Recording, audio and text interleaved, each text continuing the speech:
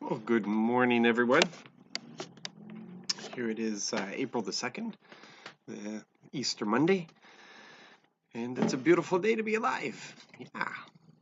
Sometimes I get the impression that I'm just talking to myself with these things, and I've questioned myself. Why do this when I'm pretty sure that nobody's taking it in? And it's a simple matter of obedience. I'm doing it because I was told to do it, and quite often it's been good for me myself in the clarifying of points and lessons that I'm being taught.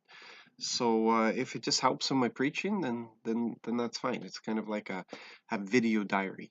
And if anybody stumbles upon it and it's good for you, then that's fantastic. Today we're finishing off the second part of Gideon, and it is an amazing story. It's also an amazing story of human nature.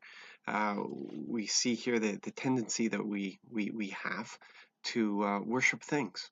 And Gideon, he wanted a memento of this great victory that had been won. So he created this object that he kept at home. But people, being people, turn around and started worshiping it. And the word says it was a trap for Gideon's family. And as we look at that, we look at the fact that the snake that was lifted up in the desert during Moses' time. We read later on that was turned into an object of worship. It's crazy. We seem to want to worship everything except the one who deserves all worship. But this could be the reason why nothing of Jesus remains. He was born in an unknown location. It's very vague. We have no idea where.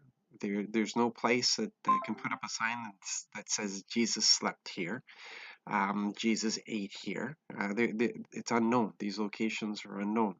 Um, there's nothing that remains of the cross, even though there are people who try to peddle fragments of wood and say it is the cross, but there's nothing that remains of the cross. Um, the location, the tomb, is unknown.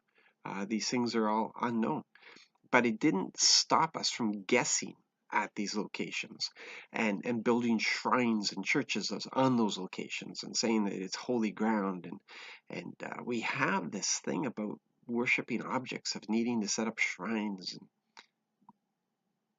it's the reason that Jesus said that in the future, our time now, ever since the resurrection, the people wouldn't worship here or there.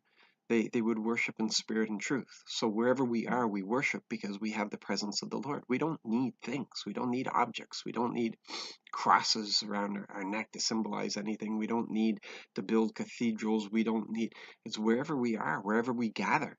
That's the presence of the Lord. And we're able to worship in spirit and in truth.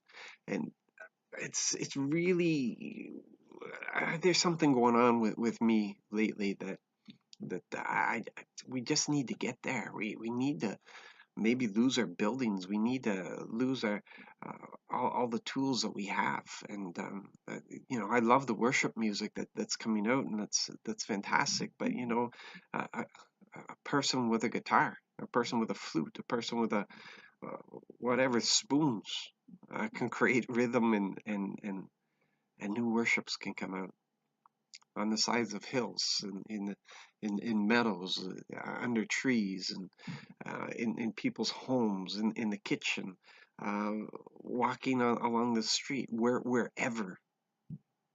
I know man's desire to honor God with things of beauty. We want to create things.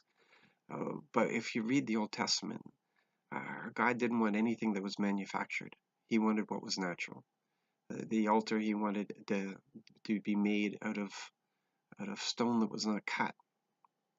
He wanted just natural things. When you read through it, people that you might think are crazy, ones who are concerned about the environment, the ones who are checking out natural foods and everything else, they're they're actually maybe a little closer to God's heart than what people are willing to credit. Yeah, it's worth examining. It's worth examining ourselves and checking it out. And anyways, the food for thought, something for you to consider, something for you to look at. Are we worshiping the Lord, or are we worshiping our systems? Are we worshiping a system of worship? And stuff to investigate, stuff to consider, considering it's our human nature. So you have a blessed day. Be used by the Lord. Seek Him with all your heart, and let's see what He's going to do this week, shall we? God bless.